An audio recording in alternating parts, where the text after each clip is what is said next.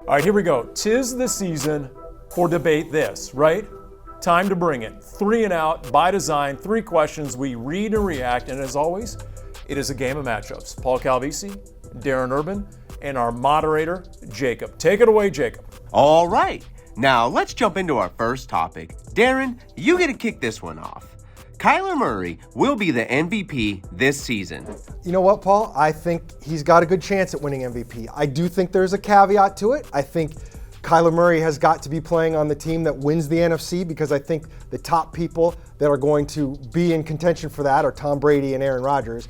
But I do think he's got a chance to win MVP. He's playing at a high level. He doesn't make mistakes. And I think the voters are going to like somebody like him. I know Tom Brady and Aaron Rodgers are popular, but Kyler Murray, he's the new kid on the block. You're half right. There is a caveat. He will win MVP if he plays well in prime time. There's 5 games left. He's got to play well in 2 of them, in particular, starting Monday night. You got to idiot-proof it for people around the rest of the country. What the Red Sea has been watching all season long, he has to show the rest of the country. The only other primetime game he had, 0 touchdowns, 2 picks, a fatal miscommunication at the end against the Packers. If he balls out like an MVP on Monday Night Football, then on Christmas night in primetime, boom, he is your MVP. See, I think that's important, Paul, but again, if they end up losing one of those games, or they end up in second place behind Tom Brady, who ends up with like 55 touchdown passes, I think it's going to be really tough for Kyler Murray to end up without a win. There's Tom Brady fatigue. Give the voters a reason to vote for Kyler and do it in prime time. Now, let's jump into our next topic. Paul, you get the honors on this one. James Conner was the best offseason acquisition for the Cardinals. Well, I'm not going to be the guy to tell Rodney Hudson that, but I will agree with that. I will. Rodney Hudson is 1A. James Conner is the most valuable. And it's not just the 14 touchdowns he has scored so far. He's not just a playmaker, he's a mindset. You wanted to get more physical in the offseason? You did when you got James Conner. And I'll give you an example. He'll score a touchdown or he'll jack stomp a defender, and he'll come to the sideline and he'll literally flex for the defense and say, "Who's with me?" He just somehow, that mentality is contagious. His bully ball, as he calls it, it just infiltrates everyone on the Cardinals sideline. Well, Paul, I got to be honest. I wish I could vote for James Conner. I would tend to vote for James Conner, but I'm not going to, in part because you just brought it up. I do think Rodney Hudson is ultimately going to be this guy, because for everything good that James Conner has done, I remember this offensive line last year with the center that they had, and Mason Cole just wasn't able to do it. Lamont Galliard just wasn't able to do it. Rodney Hudson is under the radar, and I know James Conner has been red hot of late, and he has been huge for this team, especially with Chase Edmonds being down.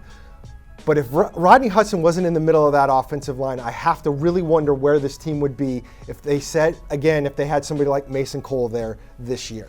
Although he did miss 3 games, did he not? He did miss 3 games, but James Conner was also tag teaming with Chase Edmonds for half the season too, and I think Chase Edmonds, he had 120 yards against the Rams the first time.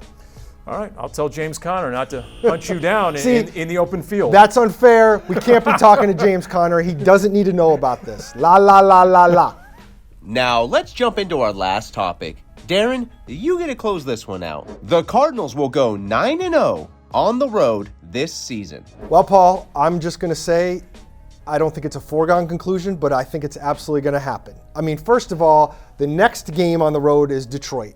And I'm so thrilled that they were able to come up with their first win, but I think the Cardinals are going to end up going to Detroit, setting that record for 8 games in a row with double-digit road wins in Detroit. I don't think anybody's arguing that. I don't even think you would argue that. No, I'd like to, but I can't. Now, that last game in Dallas, it's going to be iffy, and we'll see. Who knows? It could even be flexed into prime time. The Cowboys are a good team, but I think ultimately their defense is starting to show a few cracks. I like Micah Parsons a lot, but I do think the Cardinals offense, as it's constructed, is going to be able to do some good things, especially after what they did last year in Dallas. I think they end up winning that game. Might not be by double digits, but I think they end up winning that game. Can I say they better go 9-0? Can I say that? Because you lose to Detroit, that's just beyond embarrassing. And you don't want Dallas to somehow get home field advantage over you in the playoffs if they're both tracking for the postseason. So, and I also think, and I can't believe I'm saying this, I'm going to violate my rule, no math. There needs to be a new analytic in the NFL when it comes to road teams.